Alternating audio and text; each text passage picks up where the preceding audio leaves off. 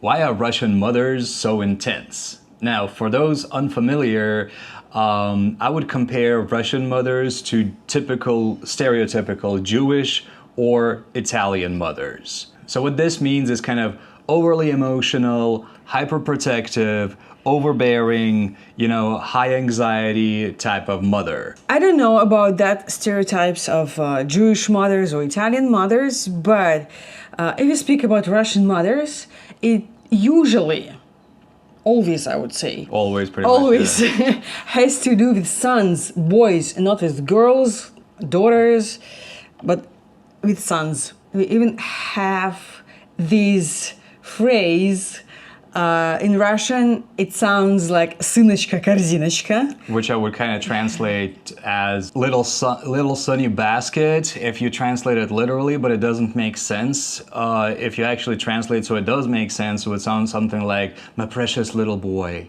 Mommy's precious little boy. Mommy's precious little boy, yeah. So, there is a lot of that. And yeah, with daughters, it's not usually the case. It is the case with sons. And like I said, it's kind of like overbearing, high anxiety type. And it's about like anxiously hovering, the motherhood, anxiously hovering over sons when it comes to health, safety, life choices. And that lasts well into adulthood. Life choice, of course. Life choice, yeah. I have to admit, my mom is a bit like that. A lot like that. Which does not mean that, she is like a bad person. She's actually a very kind person, a very loving person, but she's extremely high anxiety and she can get really intense. Hi, Mom.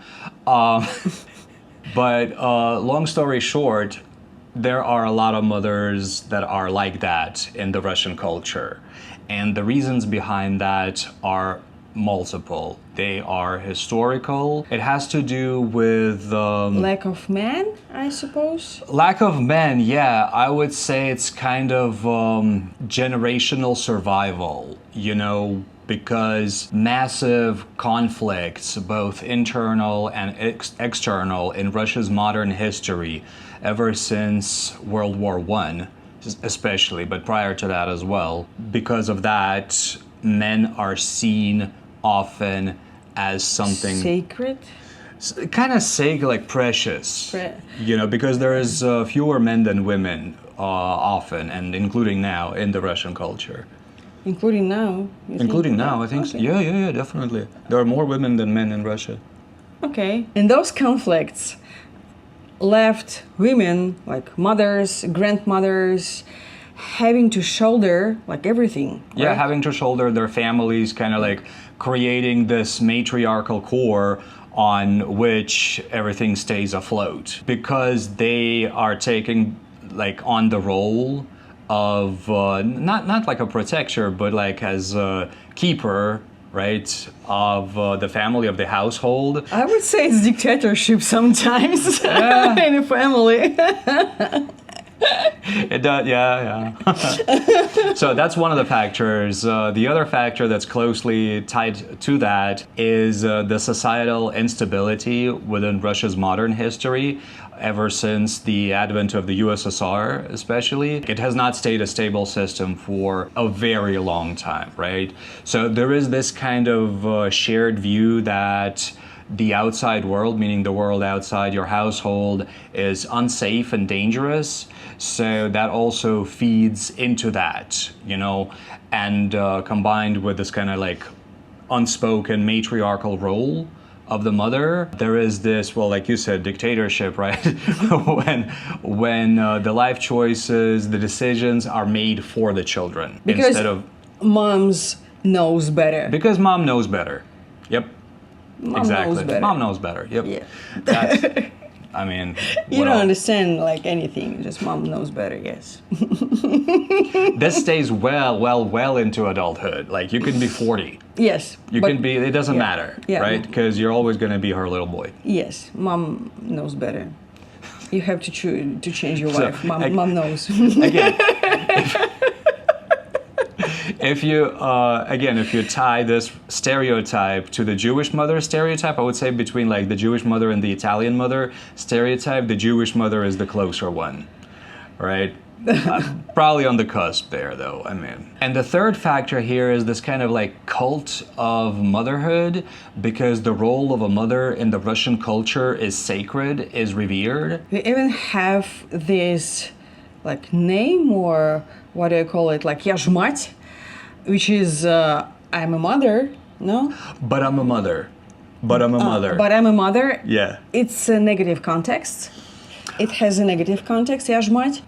What does this mean? What do you explain it? How do I explain it? Yeah. It's like, for example, this is more of a modern phenomenon, like, but I'm a mother, right? And this is about moms who, like, imagine, for example, a bunch of people standing in line, right? So, but I'm a mother, but I'm a mother, like this kind of mother, will do everything to get first in line because she's a mother, because she has a child, and therefore she sees that as something that gives her authority, that gives her an excuse to stand in line first. This is just a like situation off the top of my head, but this is the type of stuff that happens. I have to add that I don't mind to like give the line to like give up your space in line. Yeah, give up my space in line, but there is a difference when I just do it because I want to do that, because she's with a little kid, for example, and I know it's quite hard.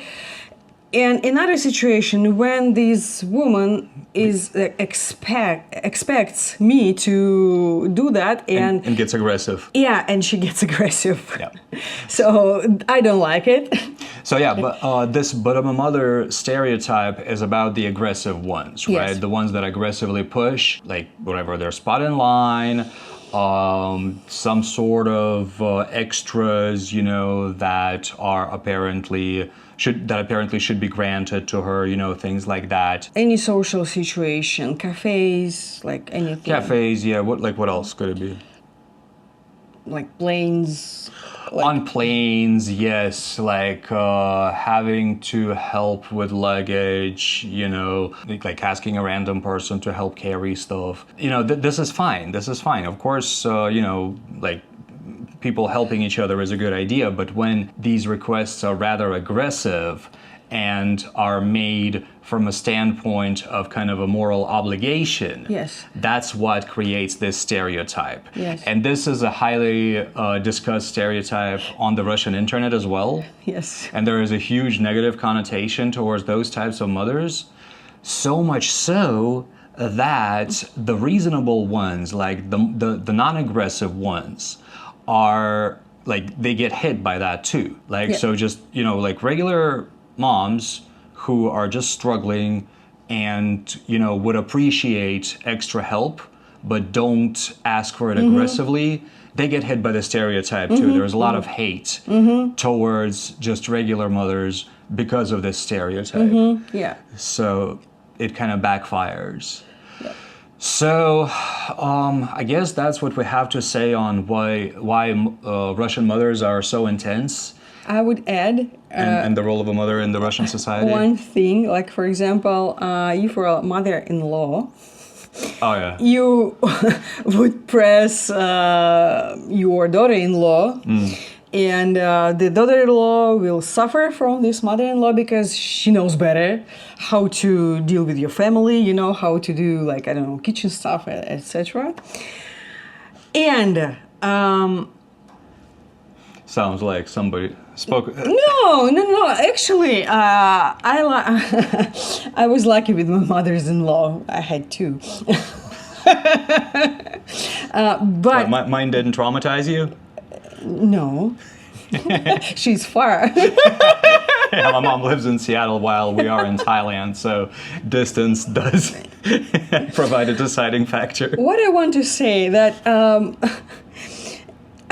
as daughter-in-law, you suffer like half of your life, and it would seem that you have to change something with your daughter-in-law or son, for example, but you do the same. You mean that it would seem that you would treat your daughter or your daughter-in-law differently? Different way, but you do the same. Like, I suffered, so you have to suffer too. Yeah, so this kind of behavior does persist. It's like closed loop, you know? Yeah, it does persist through generations. Yeah, that's true. That's true. So that's what we have to say about that.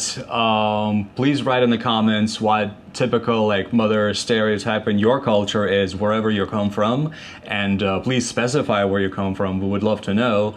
But we're gonna pick the next topic we're gonna discuss. That's what we do on this channel. This is why we're called The Hat. We pick random topics about the Russian culture, Russian heritage, Russian language sometimes out of this hat. And while we're doing that, please don't forget to give us a like and subscribe to our channel. This is important to us. This will help us grow. So our next one is gonna be, let's see, why do Russians have multiple names for the same person? All right, just a side note, I'm sure you've heard somebody called Sasha or Sashenka or like something like that if you've interacted with Russians. So we're gonna talk about that, why Russians can call the same person multiple names. So that's our next topic. Thank you very much for watching, and we'll see you in the next one.